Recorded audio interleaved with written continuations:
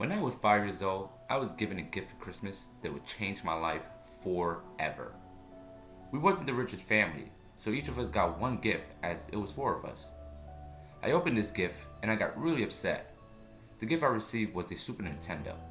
I didn't know what this was. All I wanted was a G.I. Joe action figure. After all, I was a kid, huh? After all the screaming and crying, my dad actually hooked up the Nintendo and I was sold. What sold me was Donkey Kong Country. This game was so fun and crazy.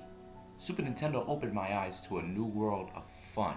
Fast forward a few years later, and Sony releases the first ever PlayStation, which had taken game graphics to another place.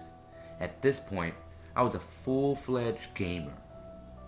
The first game that I thought was epic on the PlayStation 1 was Final Fantasy VII. Final Fantasy VII, the storyline itself was amazing. Playing Final Fantasy VII opened up my eyes and made me realize that I too would love to create such an awesome video game with great graphics, amazing storyline, and such emotional characters. This was an inspiration.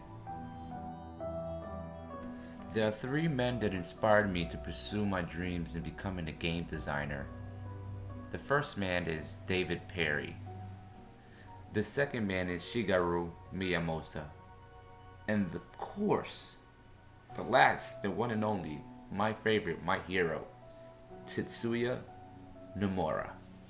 As I played the games that these three men has created over the years, it inspired me and made me want to create a game that will revolutionize the gaming industry, something similar to what these men have done.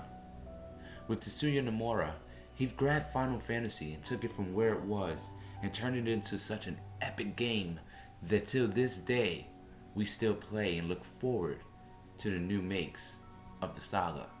Of all three, I'm inspired mostly by Tetsuya Nomura. This man has created such beautiful games, which is very family friendly. You can actually sit with your family and play.